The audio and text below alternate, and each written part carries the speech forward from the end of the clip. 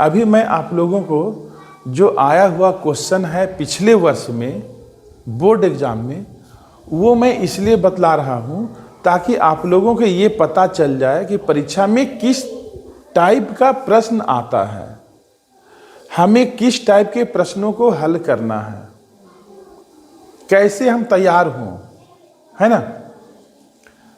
सबसे पहला प्रश्न है 600 सेंटीमीटर स्क्वायर पृष्ठीय क्षेत्रफल वाले घन की भुजा होगी। एक घन है जिसका कुल पृष्ठीय क्षेत्रफल कितना दिया हुआ है, 600 सेंटीमीटर स्क्वायर। तो उसका भुजा क्या होगा।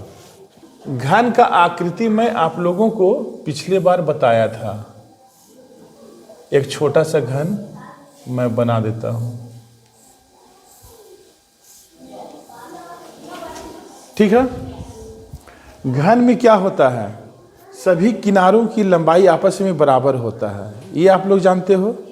घन का पृष्ठीय क्षेत्रफल दिया हुआ है 600 सेंटीमीटर स्क्वायर, ये प्रश्न में दिया हुआ है, ठीक है। अभी ब्लैक बोर्ड पर नजर रहना चाहिए सारे बच्चों का, अभी केवल समझना है। घन का पृष्ठीय क्षेत्रफल दिया हुआ है 600 सेंटीमीटर स्क्वायर। घन का पृष्ठीय क्षेत्रफल का फॉर्मूला क्या होता है, 6 भुजा का स्क्वायर, 6 भुजा का स्क्वायर। तो हम ऐसा करते हैं, भुजा की जगह पर a लिखते हैं, ठीक है। तो क्या लिखेंगे, 6a स्क्वायर। घन का पृष्ठीय क्षेत्रफल बराबर 6a स्क्वायर, जहां a क्या है, घन के एक किनारा की लंबाई, घन के एक किनारा की लंबाई है, और यही लंबाई हमें निकालना है, ठीक है। तो 6a स्क्वायर के बाद हम लोग क्या लिखेंगे, 600। जब इस टाइप का कंडीशन आ जाए, ठीक है, तो हम लोगों को क्या करना होगा, इंप्लाइज a स्क्वायर बराबर क्या होगा, 6a स्क्वायर बराबर 600। तो a स्क्वायर बराबर 600 बटा a स्क्वायर के साथ में जो संख्या है वह नीचे आएगा, और 6 से आपको काटना होगा, 6 कम 6 से ये कटेगा 100 बार में, तो कितना हो गया, 100। a स्क्वायर बराबर कितना हो गया, 100। कोई दिक्कत नहीं है। इसलिए a बराबर क्या होगा, जब लेफ्ट साइड से बाईं ओर से a स्क्वायर से स्क्वायर हम हटाएंगे तो इधर वर्गमूल का चिन्ह हो जाएगा, ठीक है। जब बाईं ओर से स्क्वायर का चिन्ह हटाएंगे तब दाहिनी ओर क्या हो जाएगा, वर्गमूल का चिन्ह हो जाएगा। और 100 की जगह पर हम लोग लिख सकते हैं कितना, 10 गुना 10, क्योंकि 10 को 10 से गुना करेंगे तो क्या होगा, 100। और 10 गुना 10 को हम लिख सकते हैं 10 का स्क्वायर, ठीक है। और जब स्क्वायर हटेगा तो वर्गमूल का चिन्ह भी क्या होगा, हट जाएगा। जब स्क्वायर हटेगा तो वर्गमूल का चिन्ह भी हट जाएगा, और यहाँ क्या होगा, केवल 10। और ये जो दिया हुआ था घन का पृष्ठीय क्षेत्रफल सेंटीमीटर में, इसलिए 10 क्या हो जाएगा, सेंटीमीटर। तो घन के एक किनारा की लंबाई कितना हो गया, 10 सेंटीमीटर। कोई दिक्कत। तो हम लोगों को अब देखना है कि इस प्रश्न का ऑप्शन में 10 कहां पर है, यहां पर है बी में। तो पहला का आंसर क्या होगा, बी, 10 सेंटीमीटर। प्रश्न तो पूछा जाता है सारा ऑब्जेक्टिव, कि ऑब्जेक्टिव पूछा जा रहा है। एक प्रश्न दे दिया, उसके लिए 4 ऑप्शन दिए हुए हैं, उसमें से सही आंसर में टिक लगाना है। लेकिन सही आंसर में हम टिक कैसे लगाएंगे, जब तक उसको हम बनाएंगे नहीं, उसका आंसर हम जानेंगे नहीं, तब तक टिक नहीं लगेगा ना। इसलिए बनाने के लिए भी सीखना बहुत जरूरी है। ठीक है, किसी भी बच्चे को अगर दिक्कत है तो पूछ सकते हो, है दिक्कत? नहीं है। क्वेश्चन नंबर 2 में हम लोग आते हैं। क्वेश्चन नंबर 2 में है 6 मीटर लंबा, 3 मीटर चौड़ा तथा 2 मीटर ऊंचे घनाभ का आयतन होगा। ये तो पहला था। इस बार घनाभ का आयतन निकालना है। क्वेश्चन नंबर 2, लंबाई कितना है? इसको एल से लिख देते। लंबाई को हम लोग एल से लिखते हैं, चौड़ाई को बी से और ऊंचाई को एच से। ऊंचाई को एच से। तो लंबाई बराबर कितना दिया हुआ है? 6 मीटर। चौड़ाई बराबर कितना है? 3 मीटर। और ऊंचाई बराबर कितना है? 2 मीटर। ठीक है, लंबाई बराबर 6 मीटर, चौड़ाई बराबर 3 मीटर, ऊंचाई बराबर, हम लोगों को निकालना क्या है? घनाभ का आयतन। घनाभ का आयतन बराबर फॉर्मूला होता है लंबाई गुना चौड़ाई गुना ऊंचाई। ठीक है, घनाभ का आयतन का फॉर्मूला होता है लंबाई गुना चौड़ाई गुना ऊंचाई। कोई दिक्कत? अब हम लोग क्या करेंगे, इसमें वैल्यू बैठाएंगे। लंबाई कितना है? 6। चौड़ाई कितना है? 3। ऊंचाई कितना है? 2। 6 × 18, 18 दूना 36, 18 दूना 36। अब हम लोग देखते हैं कि इसमें आंसर कौन सा होगा। क्वेश्चन नंबर 2 में तो ए में भी 36 है, बी में भी 36 है। अब तो समस्या आ गया। अब दोनों में से आंसर कौन होगा? यहाँ भी 36 और यहाँ भी 36। लगता है कि डबल आंसर लिख दिया है। क्या ऐसा लग रहा है?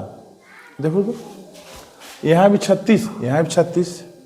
डबल आंसर हो गया ना? लेकिन डबल आंसर नहीं है, 2 आंसर है।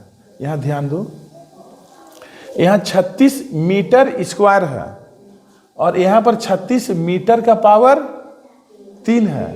36 मीटर का पावर 3 है। तब आंसर आप लोगों का कौन सा होगा? जब हम लोग आयतन निकालेंगे, घनाभ का आयतन, ठीक है, या किसी भी चीज़ का आयतन, और अगर उसका माप मीटर में दिया हुआ है, तब हम लोग जो आयतन निकाले हैं उसके लिए लिखेंगे मीटर का पावर 3, मीटर क्यूब। इसको हम लोग घन मीटर भी बोलते हैं, जैसे 36 मीटर क्यूब या घन मीटर। हो सकता है कभी मीटर क्यूब के जगह पर लिखा हुआ हो घन मीटर, या यहाँ लिख देगा मीटर स्क्वायर। ठीक है, तो उसमें आप लोगों को चुनना होगा कि सही आंसर क्या है। घन के आयतन का मात्रक क्या होगा? जब माप लंबाई चौड़ाई ऊंचाई मीटर में है तो उसका ये इकाई क्या हो जाएगा? घन के आयतन का मीटर का पावर 3। ये याद रखना होगा, नहीं तो आंसर निकल भी जाएगा और हो सकता है परीक्षा में आप लोग 36 मीटर स्क्वायर हड़बड़ाहट मारे, यही तो आंसर है, मार दो टिक, मार खा जाओगे और क्या हो जाएगा? गलत। ठीक है, किसी भी तरह की दिक्कत?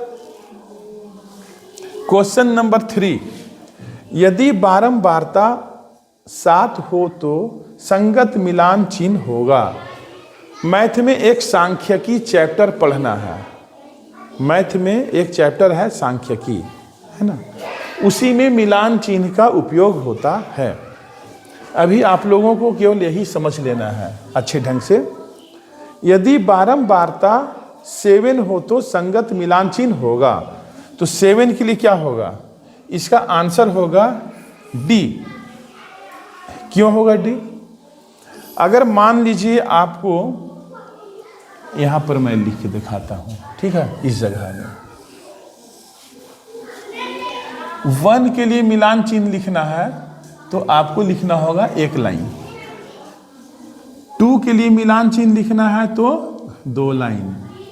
3 के लिए मिलान चिन्ह लिखना है तो 3 लाइन, ठीक है। 4 के लिए मिलान चिन्ह लिखना है तो 4 लाइन। 5 के लिए मिलान चिन्ह लिखना है तो 5 लाइन। क्या? अरे 1 के लिए मिलान चिन्ह लिखना तो 1 लाइन, 2 के लिए लिखना तो 2 लाइन, 3 के लिए 3 लाइन, 4 के लिए 4 लाइन, तो 5 के लिए क्या होगा? 5 लाइन नहीं होगा। इसको करना क्या होगा? 4 के बाद ऐसे काट देना होगा, ठीक है। 5 के लिए 4 लाइन खींच करके उसको क्रॉस काटना है। जब 4 लाइन खींच करके क्रॉस कट जाएगा, इसका मतलब हुआ उसका वैल्यू 5 हो गया। लेकिन यहां पर क्या था? 7 के लिए मिलान चिन्ह लिखना था, ठीक है। तो 7 के लिए मिलान चिन्ह लिखना है तो कैसे लोग लिखेंगे? 7 के लिए यही लिखते हैं 7 के लिए। तो 1 2 3 4 इसको काट दिए थे, 5 हो गया। और फिर 2 लाइन खींच दिए तो 5 और 2 कितना हो गया? 7। और इसलिए मैं यहां पर ऑप्शन डी में टिक लगाया। ये हो गया 1 2 3 4, 5 के लिए कट गया और 2, 5 और 2 7। तो 7 का मिलान चिन्ह ये हो गया आंसर। कोई दिक्कत नहीं। क्वेश्चन नंबर 4 मिलान चिन्ह दर्शाता है। यहां पर मिलान चिन्ह लिखा हुआ है, इससे कौन सा संख्या दर्शाया जा रहा है? तो इसको हम लोग कैसे पढ़ेंगे? ये कितना हो गया? 5 और ये 5। तो 5 और 5 11 12 13 14। तो 14 कहाँ है? ये हो गया, ठीक है। इसके बाद हम लोग आते हैं क्वेश्चन नंबर 5 में। वर्ग अंतराल 10 से 20 का वर्ग चिन्ह होगा। इस तरीका से जो हम लोग लिखते हैं ना, 10 से 20, ये डैश का चिन्ह है। तो 10 से 20 है तो इसको हम लोग वर्ग अंतराल कहते हैं। ये वर्ग अंतराल लिखने का विधि है, ठीक है। तो 10 से 20 में जगह कहीं पर, चलो यहां पर ये 10 से 20 एक वर्ग अंतराल है, ठीक है। इसमें थोड़ा सा और हम एक्स्ट्रा चीज बतला देते हैं। इसका निम्न सीमा होगा 10। यदि पूछे ये प्रश्न कि वर्ग अंतराल 10 से 20 का निम्न सीमा क्या है, तो सबसे छोटा क्या है? तो 10 हो जाएगा। अगर ये पूछे कि 10 से 20 का उच्च सीमा क्या है, तब क्या लिखना होगा? 20। यदि ये पूछे वर्ग अंतराल 10 से 20 की चौड़ाई या वर्ग अंतराल की लंबाई क्या है, तब उच्च सीमा में से निम्न सीमा को घटाना होगा। 20 में से 10 को माइनस करना होगा, तो कितना आएगा? 10। हम जो बतला रहे हैं यह भी प्रश्न परीक्षा में आ सकता है। वर्ग अंतराल की निम्न सीमा 10, उच्च सीमा 20, वर्ग अंतराल की लंबाई 20 माइनस 10, लंबाई कहो या चौड़ाई कहो, ठीक। यहां पर निकालना क्या है? वर्ग अंतराल का वर्ग चिन्ह। तो वर्ग चिन्ह का फॉर्मूला होता है वर्ग चिन्ह बराबर निम्न सीमा प्लस उच्च सीमा बटा 2, ठीक है। वर्ग अंतराल का वर्ग चिन्ह बराबर निम्न सीमा प्लस उच्च सीमा बटा 2। तो यहां पर निम्न सीमा कितना है? तो 10 प्लस उच्च सीमा कितना है? 20 बटा 2। और 10 और 20 को जोड़ेंगे तो कितना आएगा? बटा 2। इसके बाद 15, 2 एकम 2, 2 से ये 15 वन कट गया, 15 बार में कटा ना।